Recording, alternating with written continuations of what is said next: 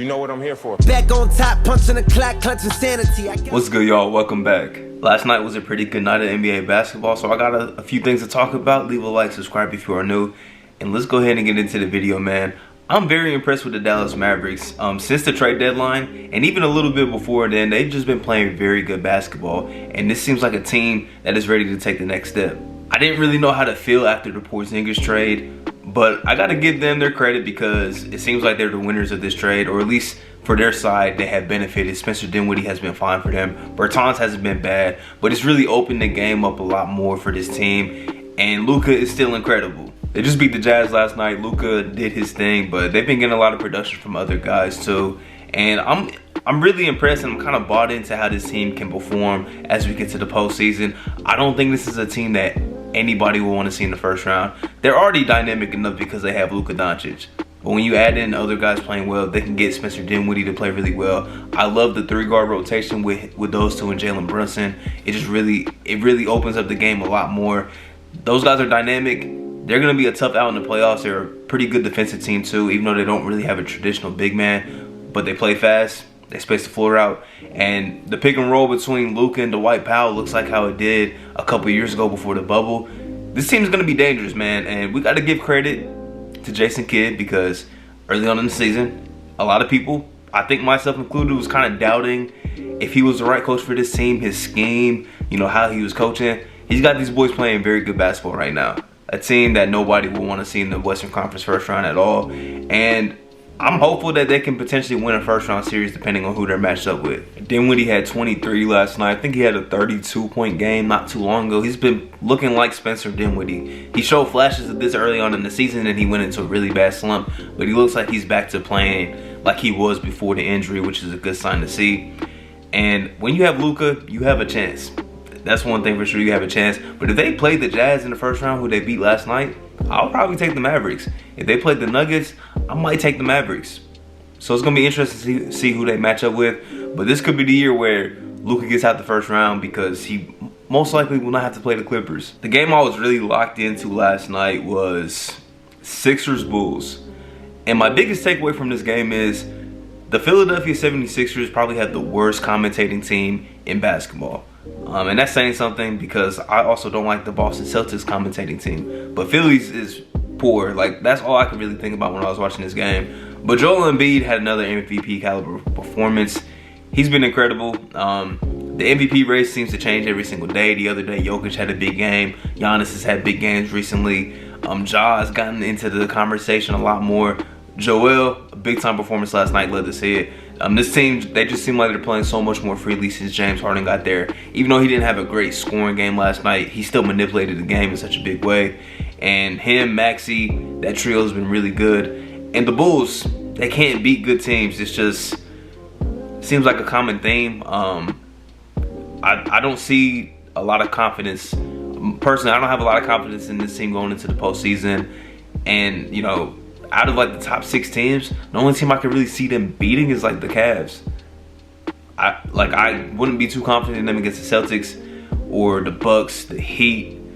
I'm probably the Sixers. Like, I'm not that confident with them going up against those teams. So I don't know, man. It's tough for the Bulls because I know it's not a team that had championship expectations. But when they've been as good as they have been, I know those guys are not sitting there thinking, you know, we're fine with just making the playoffs. They actually want to make a run. So something's got to change. I know Caruso and Ball coming back is going to be helpful for them.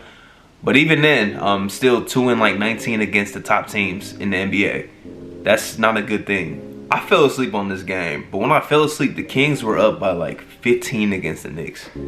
It was like 40-24. Like, they were up. They were up big. And I wake up this morning and they lost by 16 points. Julius Randle had 46 points.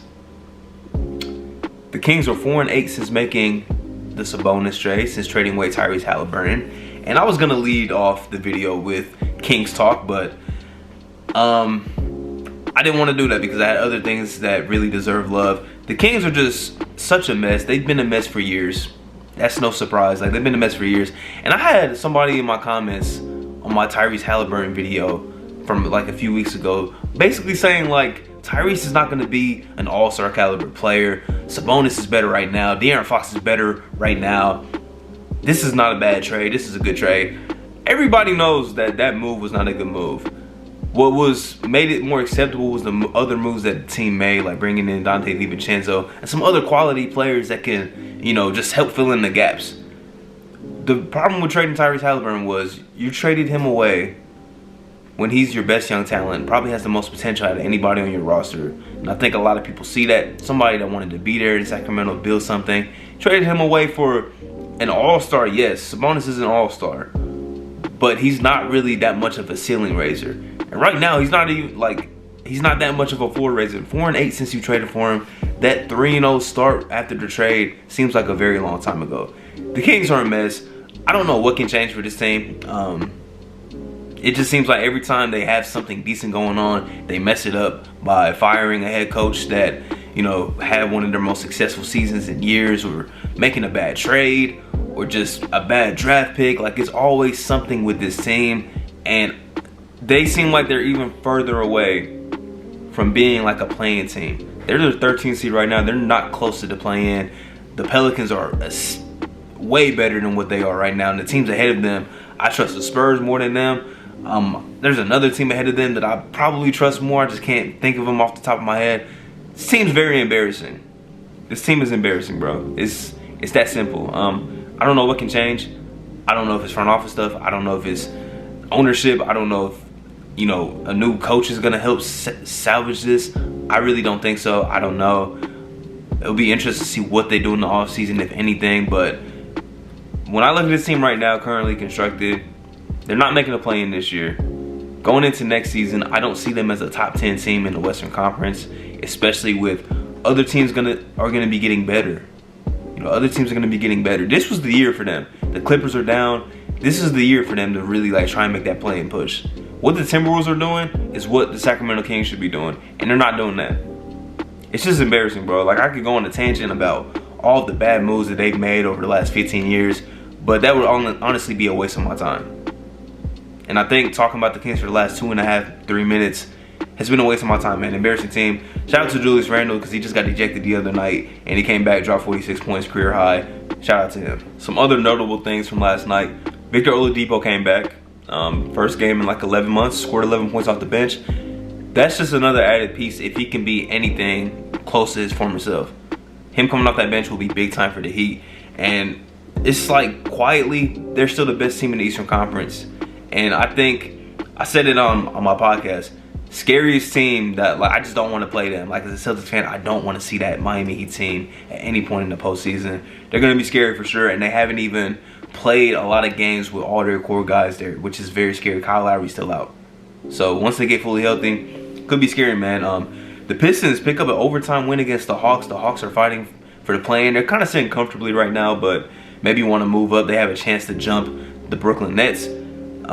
Cade Cunningham, I want to give him his respect. I don't see why people don't talk about Cade more. He's really, really special, bro. And it's only going to get better for him, man. He does not get a lot of love. For somebody that was a #1 overall pick, he doesn't get talked about a lot, which is the craziest thing, because he's so good. And he has games like this where he shows he's an elite. Not only he can score the ball very good when he had the 28 points, but 10 assists too. And he was making some tough passes. He was making some tough shots. Cade Cunningham controlled this game, man. The Pistons, I love what their future looks like. I made a video on them early on in the season. Adding Marvin Bagley, he's shown some very good flashes too. I like what the Pistons are doing, man. And they're actually on like a little bit of a hot streak right now. Like, they've won some games in a row, so shout out to them. Yeah, the only other games from last night, I didn't really watch. I didn't watch the Timberwolves game because they played the Blazers. Anthony Simons didn't play, so that didn't really interest me. They won by 43. The Timberwolves are playing very good basketball. Very good basketball. They're 8 games above 500. 8 games above 500. So they're fighting to get to that 6th seed, man. I really hope they get it just so they are solidified in the postseason. But I think they will anyways, because they're playing amazing basketball right now. And I'd love to see it. And D'Angelo Russell's missed the last couple games too, so hopefully he gets back soon. The Lakers, Bron did not play. The Spurs got the win. Pop, I got this far in the video. Pop tied the all-time record for most wins by a head coach. Has a chance to pass it with his next victory. One of the best coaches ever. Shout out to Greg Popovich for sure. And then the Warriors, Nuggets, Steph Curry did not play. The Warriors basically played the young guys. The Nuggets got the win. I want to shout out Moses Moody though. He had 29 points. Shout out to him. But yeah, that's a wrap. Appreciate y'all for tuning in. Leave a like, subscribe if you are new. And I'll be back next time with another one. Peace.